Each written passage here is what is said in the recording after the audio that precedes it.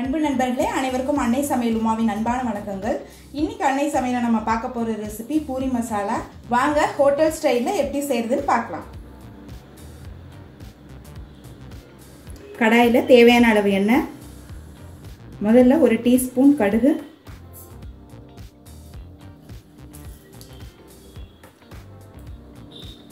ஒரு டீஸ்பூன் உளுந்து, ஒரு டீஸ்பூன் கடலைப்பருப்பு,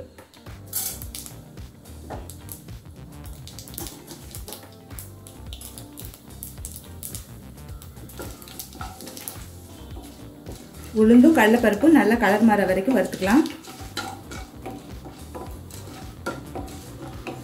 அடுத்தது கொஞ்சம் கருவேப்பிலை,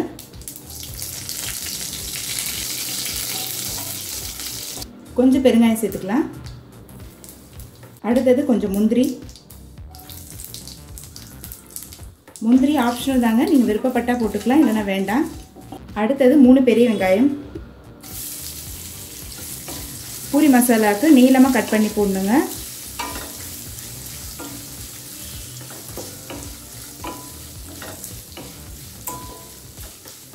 நிறைய வெங்காயம் போட்டிங்கன்னா பூரி மசாலா டேஸ்ட் ரொம்ப நல்லாயிருக்கும்.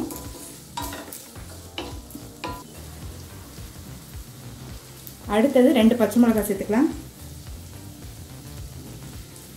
பொடியா நறுக்குன இஞ்சி ஒரு டீஸ்பூன்,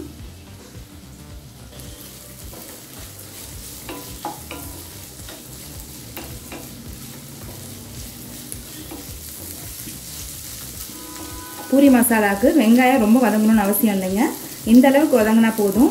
அடுத்தது தக்காளி சேர்த்துக்கலாம். தக்காளி ஆப்ஷனல் தாங்க, விருப்பப்பட்டா சேர்த்துக்கலாம், இல்லைன்னா வேண்டாம். நான் சின்ன தக்காளி தான் போட்டிருக்கேன். தேவையான அளவு உப்பு.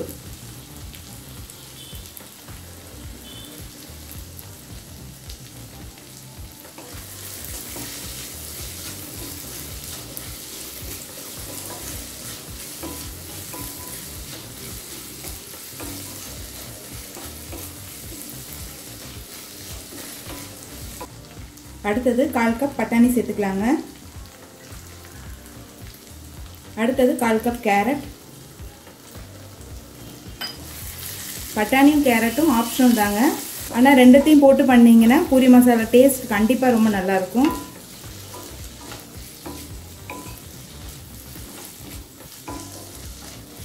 ஒரு 2 நிமிஷம் வரைக்கும் நல்லா வதக்கிக்கலாங்க.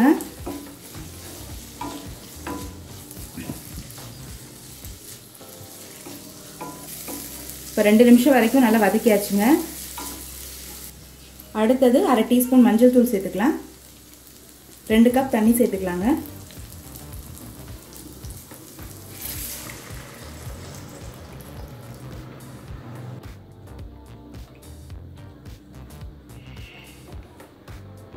ஒரு 5 நிமிஷம் நம்ம ஸ்லோலே வச்சிடலாம். பட்டாணியும் கேரட்டும் நல்லா வெந்துடும்.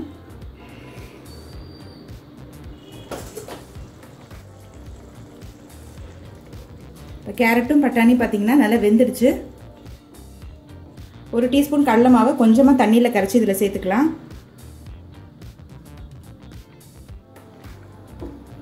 கடலை மாவு பூரி மசாலாவுக்கு நல்ல திக்னஸை கொடுக்கும்.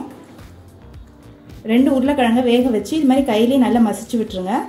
இப்போ இதில் சேர்த்துக்கலாம்.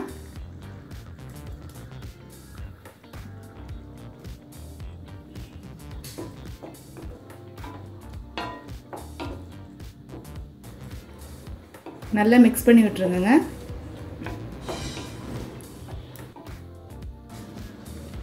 உருளைக்கிழங்கு சேர்த்துட்ட பிறகு ஒரு 5 நிமிஷம் ஸ்லோலே வச்சிடலாங்க. அதுக்குள்ள மசாலா நல்லா திக்காயிடும். இப்போ 5 நிமிஷம் ஆயிடுச்சுங்க. பாருங்க, பூரி மசாலா நல்லா திக்காயிடுச்சு. கொஞ்சம் கொத்தமல்லி தூவிக்கிறாங்க.